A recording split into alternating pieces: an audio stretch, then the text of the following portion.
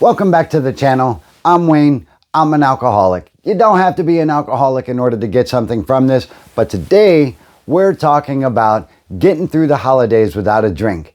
You ever tried it? Let's talk about it. Alright, so I'm not here to waste your time.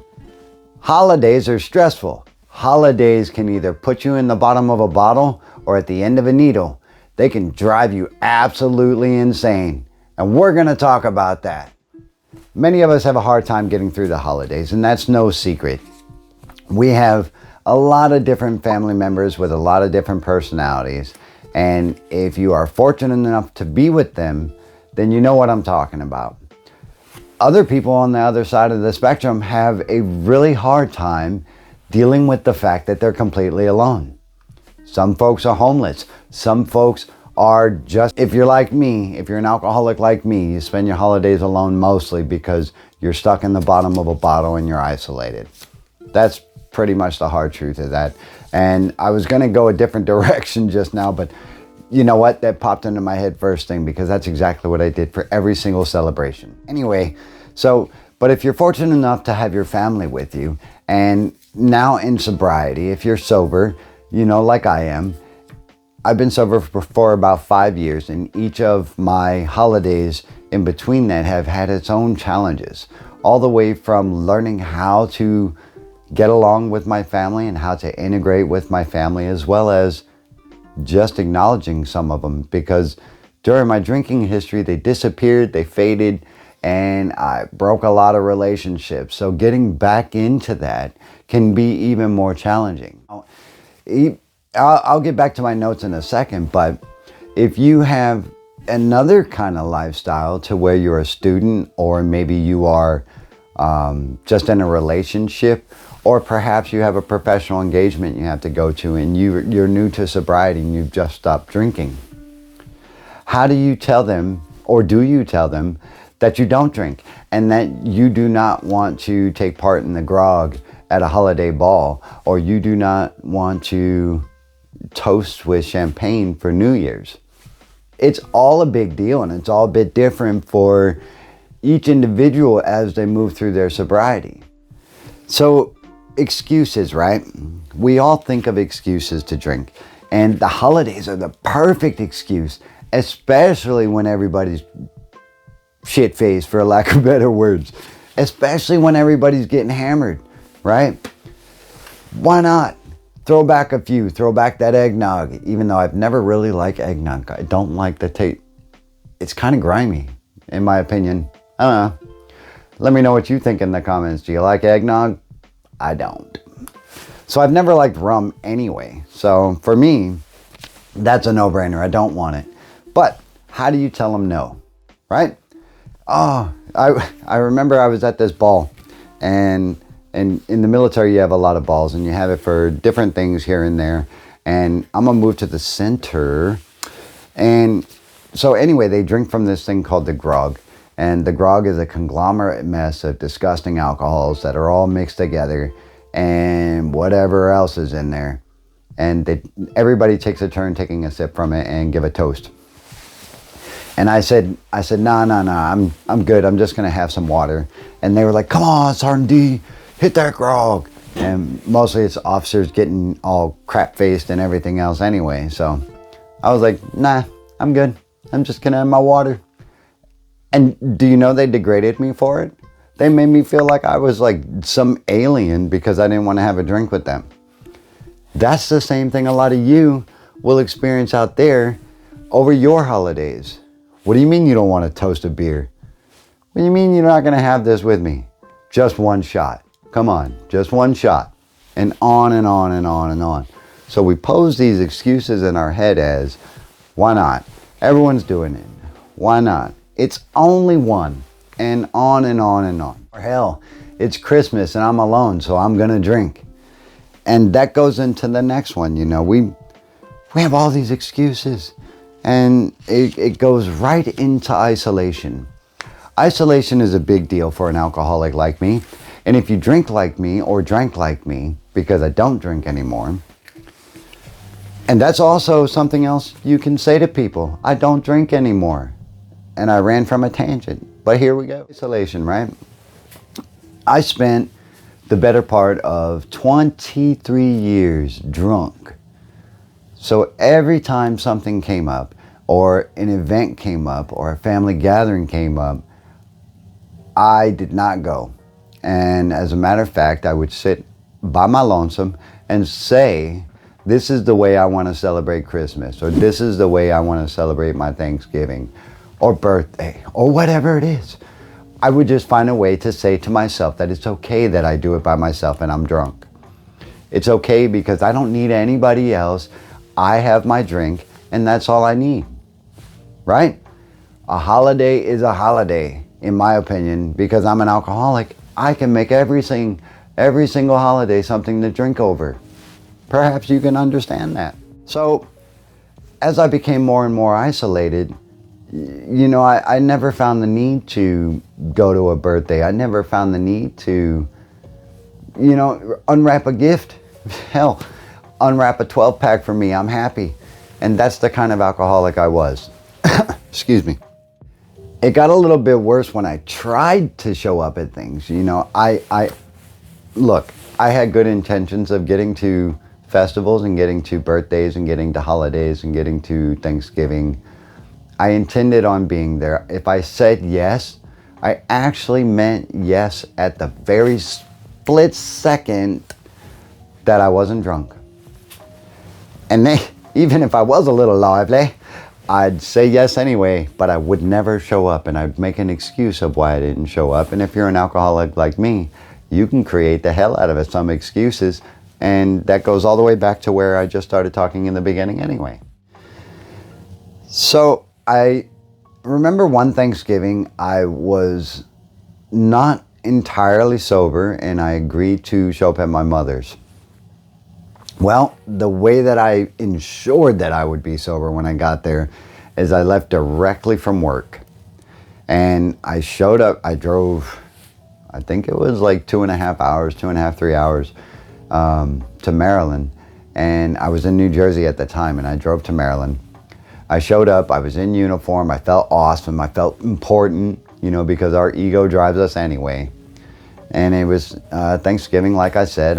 I sat for a while. I tried to be comfortable. I tried to blend in and make small talk and everything else. Now, I hadn't seen them 10 years before this. So, I don't know, I kind of popped in and faded into the family and just pretended I've been there the whole time. Well, when everybody started popping bottles, I could not have one, and it was agonizing.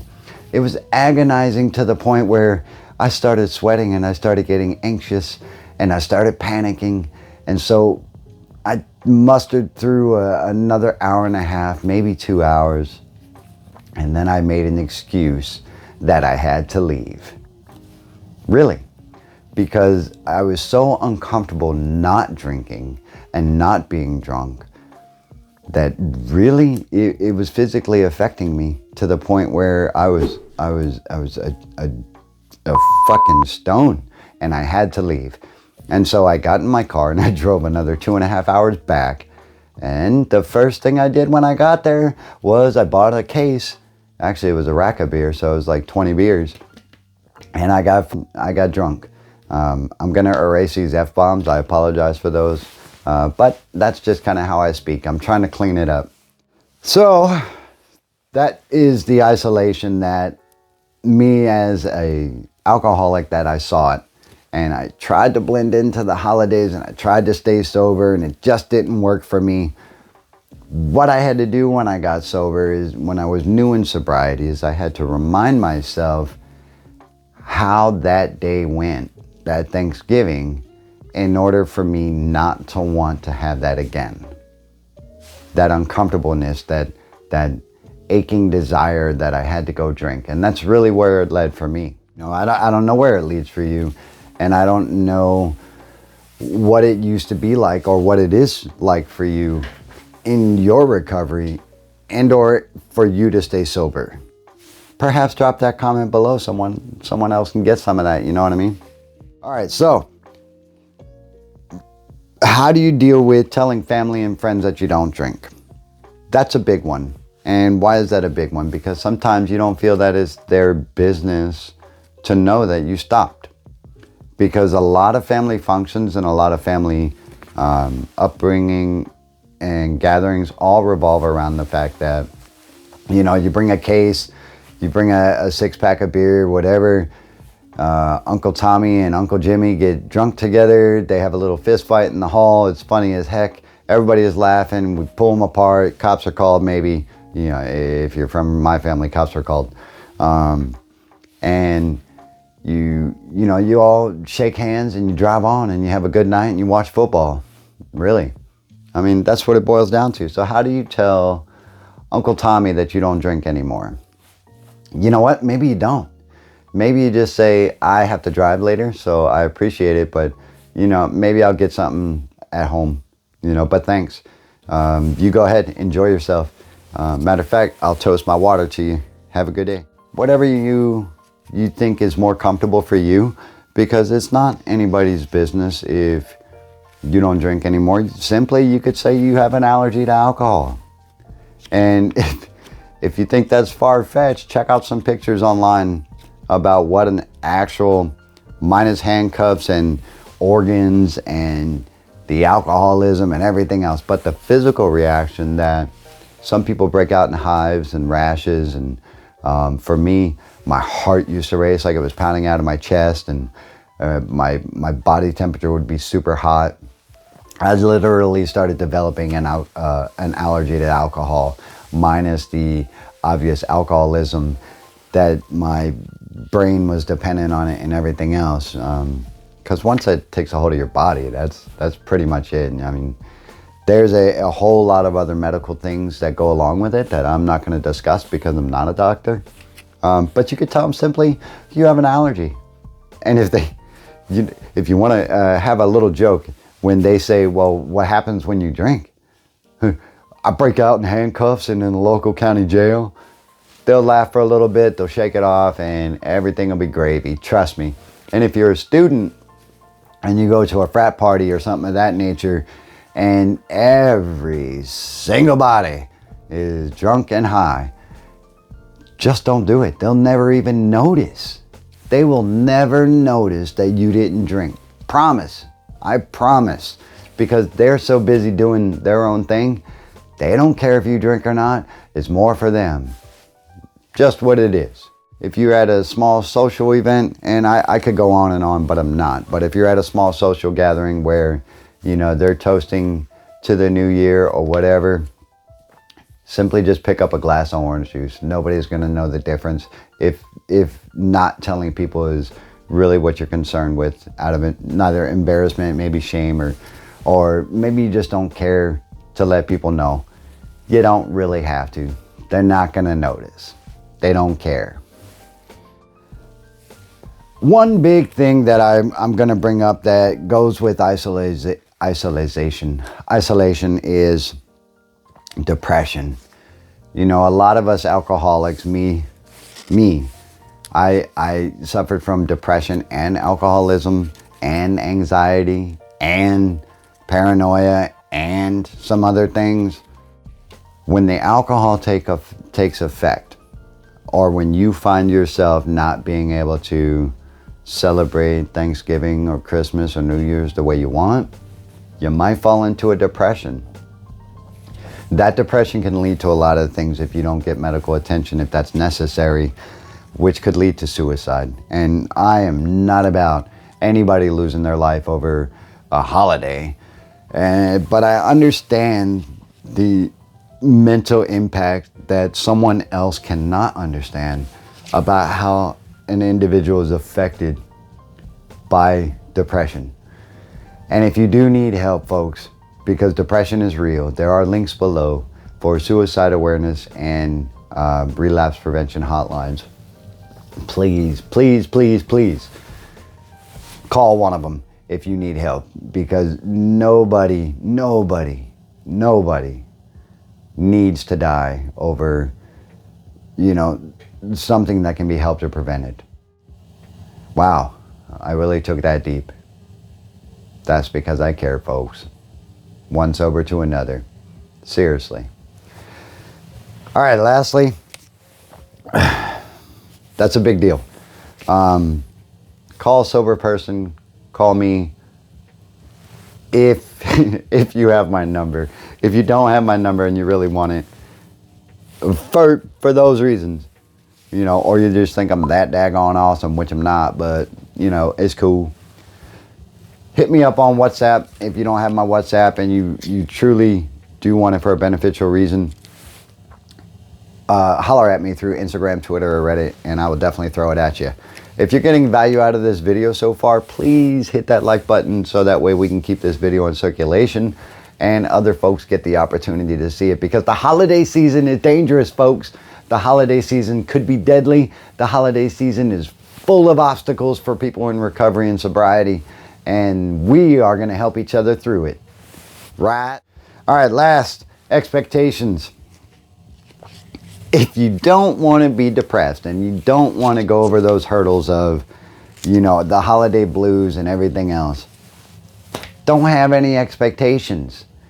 If you are expecting Christmas to go a certain way, or New Year's, or Thanksgiving already passed, but it's part of it, or whatever it is, even your Independence Day, and it doesn't, and you are an alcoholic like me, or an addict, you will use or you will drink over it if you don't know the right way to get help or to help yourself, because coping skills for all types of things are what we are here for, right? Again, not a counselor, social worker, or doctor, so if it doesn't fit into the equation the appropriate way, don't make it. Expectations are a very big reason why people go back to using, because we set ourselves up either in relationships or gifts or how something should be, and if it's not that way, then we are triggered because we thought that it was supposed to do this and it didn't, and therefore that's our excuse. Yeah, people always fail themselves. We're human. That's the way we are designed. I don't know, we got flaws. I want to help you guys through your holiday season. I want you to have a nice holiday season and to have a safe holiday season and a happy one. Most importantly, a happy one. And for me, a happy one used to be at the bottom of a bottle. But when I discovered that wasn't happiness, that was just drunkenness and my endorphins being triggered by, you know, all the alcohol and everything else in my system, I learned to live happy. And I take solace in the fact that my problems are about this big now, when they used to be monstrous and I couldn't even control them. And that drove me back to the bottle, folks. And through the holiday season, if you let expectations and other people be the reason why you go back to drinking or drugging, that's horrible. Not the fact that it would happen, because we are broken that way. Not broken. We're a little bit rusty.